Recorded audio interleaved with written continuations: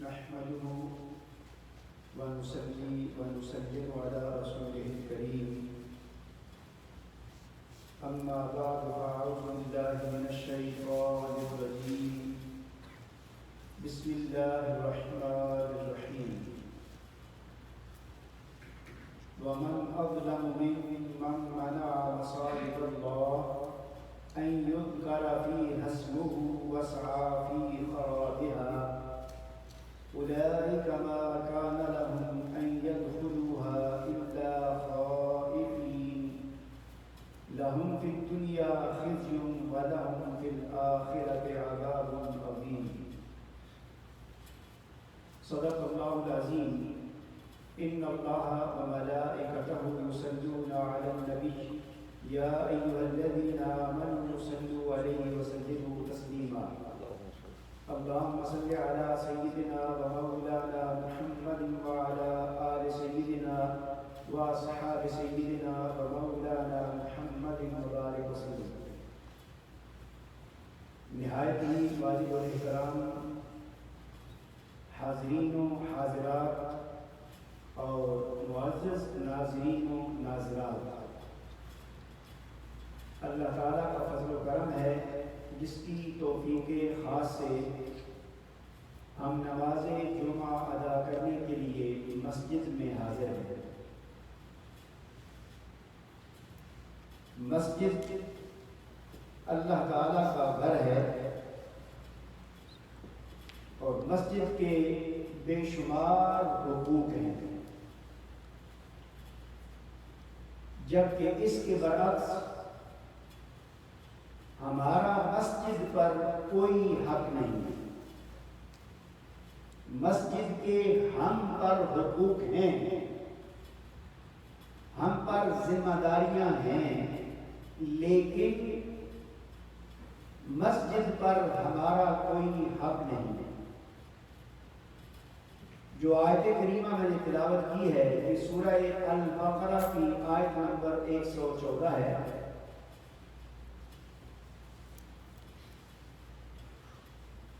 اس میں اللہ کریم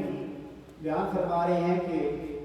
وَمَنْ أَظْلَمُ مِمَّنْ مَنَعَ مَسَاجِدَ اللَّهِ أَنْ يُذْكَرَ فِيهَا اسْمُهُ وَسَعَى فِي خَرَابِهَا، اور اس شخص سے بڑھ کر کون ظالم ہوگا جو اللہ کی مسجدوں میں اس کے نام کا ذکر کیے جانے سے روک دے اور انہیں ویران کرنے کی کوشش کرے۔ انہیں ایسا کرنا مناسب نہ تھا کہ مسجدوں میں داخل ہوتے مگر ڈرتے ہوئے، ان کے لیے دنیا میں بھی ذلت ہے اور ان کے لیے آخرت میں بھی بڑا عذاب ہے۔ اس آیت کریمہ کا شان نزول بعض مفسرین نے بیان کیا ہے کہ یہ نصارہ کے حق میں نازل ہوئی ہے کہ جو لوگوں کو بیت المقدس اور مسجد اقصی میں آنے سے روکتے تھے، اور بعض نے بیان فرمایا ہے کہ اس آیت کریمہ کا شان نزول مکہ مکرمہ میں کفار و مشرکین جب مسلمانوں کو آقا کریم کو مسجد میں آنے سے، مسجد حرام میں آنے سے روکتے تھے، وہ مراد ہے۔ الغرض آیت کریمہ کا نزول جو بھی ہو اس کا پیغام پوری امت کے لیے اور قیامت تک کے لیے ہے۔ مسجد میں چونکہ ہم آتے ہیں اور ہماری بہت ساری ذمہ داریاں ہیں، مسجد کے حقوق ہیں، اس آیت کریمہ میں جہاں مسجد سے آنے پر روکنے والوں کو ظالم کہا گیا ہے، اسی طرح آیت کریمہ کے دوسرے حصے میں وَسَعَى فِي خَرَابِهَا، اس سے مراد بھی یہ ہے کہ جو اس مسجد کو ویران کرنے کی، اس مسجد کو خراب کرنے کی، اس مسجد کو گندا کرنے کی، اس مسجد میں فساد پیدا کرنے کی کوشش کرتے ہیں، وہ بھی ظالم ہیں۔ مسجد کے حقوق میں سے ہے کہ مسجد کی صفائی کا خیال رکھا جائے، اس کی چیزوں کی حفاظت کی جائے، اس کے اندر اگر خدا نخواستہ کوئی گندگی پڑی ہے، کوڑا پڑا ہے،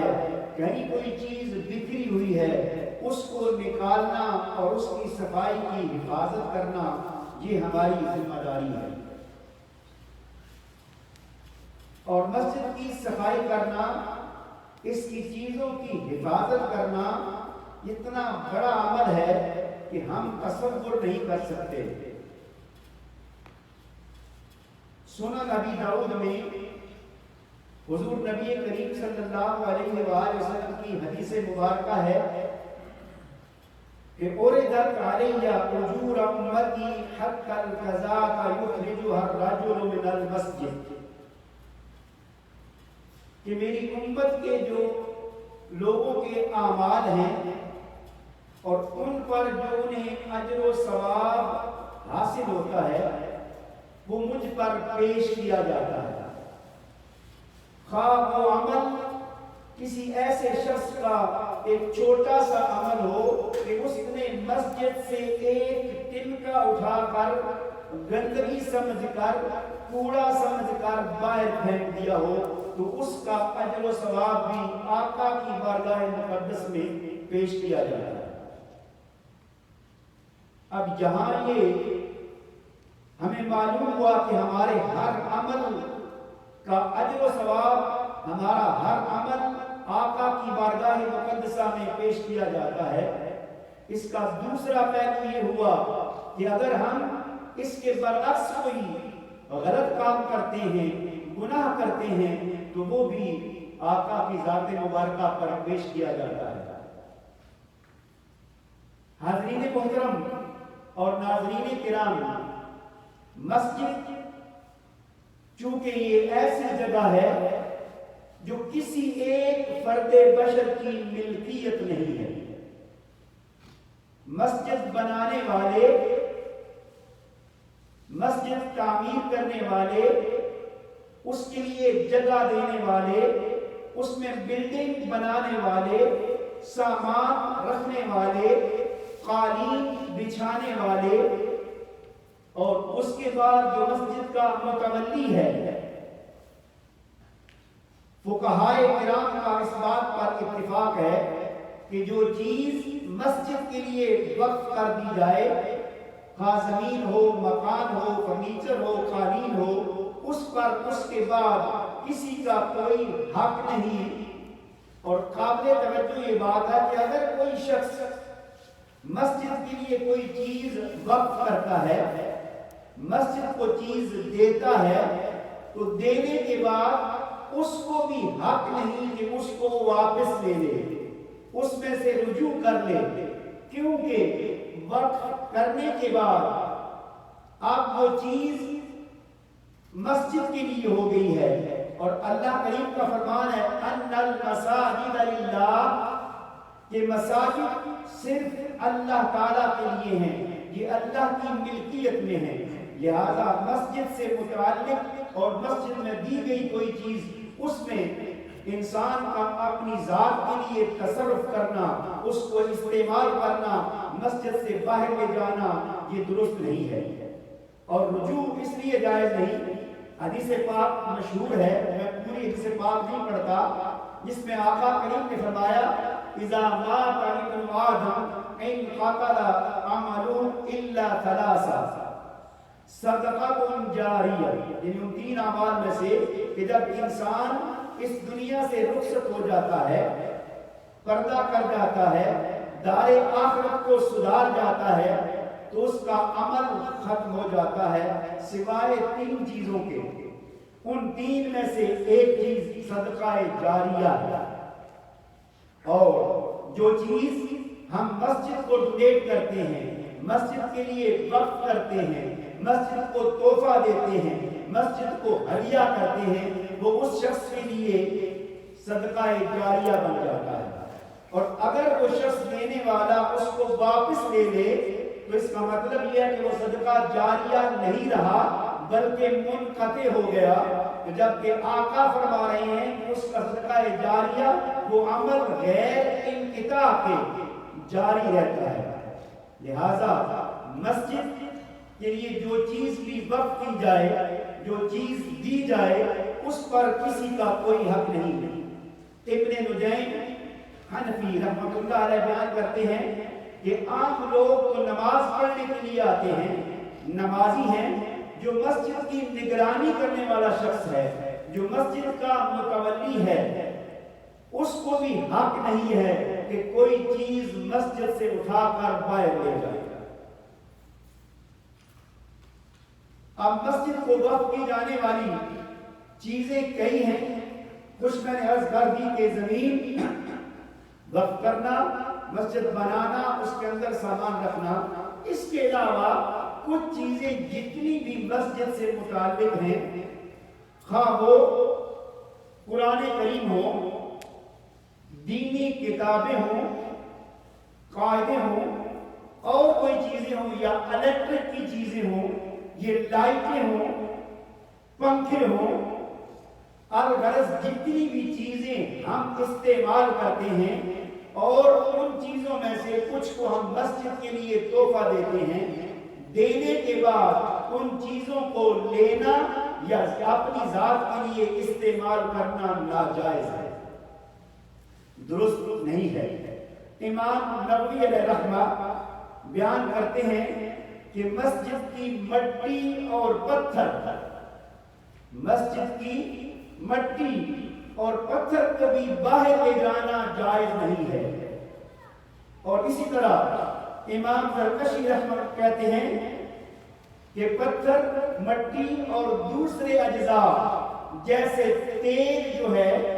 جو ہم مسجد میں اس زمانے میں وہ لوگ جلاتے تھے کہ تاکہ روشنی ہو، جو مسجد میں تیل رکھا جاتا ہے، اس کا کچھ حصہ بھی لے جانا حرام ہے۔ کیوں؟ اس کی دلیل کیا ہے؟ سنن ابی داؤد کی حدیث مبارکہ ہے کہ آقا کریم نے فرمایا ان الحصاۃ لعناشط الذی یخرجها من المسجد۔ آقا کریم فرما رہے ہیں کہ مسجد کے اندر جو کنکریاں پڑی ہیں، جو مٹی پڑی ہے، یا جو چیزیں پڑی ہیں، اب مسجد کے اندر سے کوئی شخص پتھر کو اٹھا کر باہر لے جا رہا ہوگا تو وہ پتھر اس اٹھانے والے کو، اس نکالنے والے کو اللہ کی قسم دے کر ندائی دیتا ہے، اس سے گزارش کرتا ہے، اس سے طلب کرتا ہے، اس سے کہتا ہے کہ مجھے مسجد سے باہر مت نکالے گا۔ مگر چونکہ ہمیں آواز نہیں آتی، آقا کریم چونکہ سب کچھ جاننے والے ہیں، تو آپ نے ہمیں متنبہ فرما دیا کہ مسجد کے اندر پتھر اٹھانے سے، پتھر مسجد سے باہر نہیں جانا چاہتا، تو انسان کو، مصلی کو، نمازی کو یہ حق نہیں کہ کوئی چیز مسجد سے باہر وہ لے جائے، خواہ اس کو مؤذن یا امام اجازت ہی کیوں نہ دے دے۔ امام اور مؤذن کو مسجد کی چیزوں کا ذمہ دار بنایا گیا ہے، وہ نگران ہیں، ان کے مالک نہیں ہے، کیونکہ مالک صرف اللہ تعالیٰ ہے۔ اگر امام اور مؤذن اجازت دے دے تب بھی مسجد کی کوئی چیز مسجد سے باہر لے جانا جائز نہیں ہے۔ فقہ حنفی کی کتاب ہے جوہرہ، اس میں انہوں نے بیان کیا ہے کہ اگر کوئی شخص مسجد کے لیے تیل وقف کرتا ہے، حاضرین محترم، سامعین کرام، یہ چھوٹی چھوٹی باتیں ہیں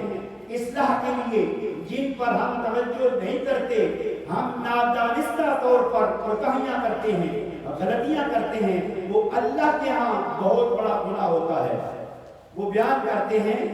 کہ تیل عموماً وقف کیا جاتا ہے مسجد میں جلانے کے لیے، یہ اپنے زمانے کی بات کر رہے ہیں، لیکن ہمیں سمجھنے کے لیے کافی ہے۔ تیل اگر کسی نے دیا ہے، وہ تیل جلایا گیا، نماز عشاء کا وقت ختم ہو گیا، تو ان کے نزدیک نماز عشاء کے بعد فضول میں تیل جلتے رہنا، لائٹ کا جلتے رہنا، چراغ کا جلتے رہنا، یہ بھی ناجائز ہے۔ تو آج ہم اس پر قیاس کر لیتے ہیں کہ جب ہم نماز پڑھ لیتے ہیں تو نماز کے بعد فضول میں لائٹیں جلانا یہ بھی درست نہیں ہے۔ اب اس طرح میں چیزیں گنتا جاؤں تو بے شمار ہیں. جسٹ ایک صرف پیغام دینا مقصود تھا کہ جو چیزیں بھی مسجد سے متعلق ہیں، جو مسجد کے اندر پڑی ہوئی ہیں، کسی نے مسجد کو ہبہ کر دی ہیں، کسی نے مسجد کو تحفہ دے دی ہیں، کسی نے مسجد کو وقف کر دی ہیں، وہ چیزیں مسجد کی ملکیت میں ہیں، کسی شخص کے ذاتی استعمال کے لیے نہیں ہے. یہاں بعض اوقات کہیں بھی ایسے ایسے واقعات آتے ہیں، آئیں گے یہ چیزیں مسجد کی ہیں، اٹھا کے جا رہے ہیں. بھائی کیوں نہیں جا رہے ہیں؟ بھائی یہ مسجد کی ہے تو ہم اس کو گھر میں استعمال کر سکتے ہیں، مسجد تو ہماری ہے. یعنی دلیل دیکھیں، ان کی حجت دیکھیں، انداز دیکھیں کہ مسجد میں بھی ہم استعمال کرتے ہیں تو ہمارا حق ہے کہ ہم گھر میں جا کر ان کو استعمال کریں.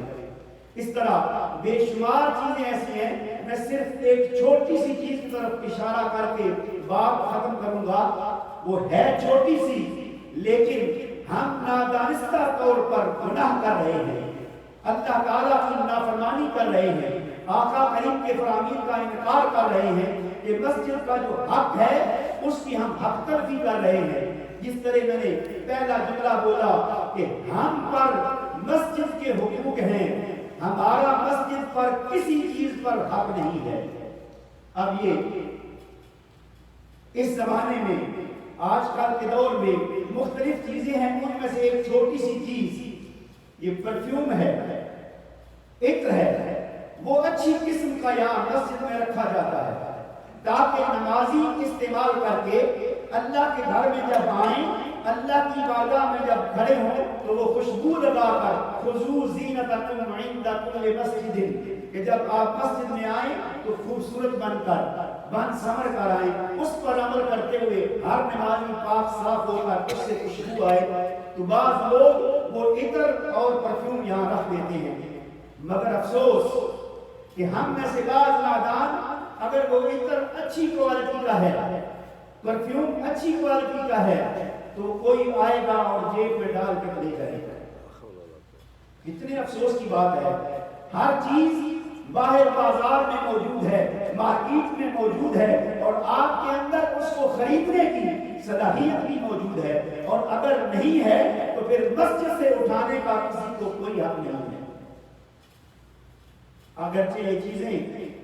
عموماً ہوتی ہیں، ہم ان پر توجہ نہیں دیتے، لہذا اپنے اعمال کو بچانے کے لیے اور اللہ تعالیٰ کی نافرمانی سے بچنے کے لیے ضروری ہے کہ ہم مساجد کی چیزوں کا خیال رکھیں اور مسجد سے کوئی چیز بھی اٹھا کر اپنے گھر یا اپنی ذات کے لیے استعمال نہ کریں، تاکہ ہم اللہ تعالیٰ کی نافرمانی کا مرتکب نہ ہوں اور مسجد کے حقوق کی حق تلفی نہ ہو. اللہ تعالیٰ ہمیں مسجد کے حقوق ادا کرنے کی اور اس کے آداب کا خیال رکھنے کی توفیق عطا فرمائے. وما علینا الا البلاغ المبین.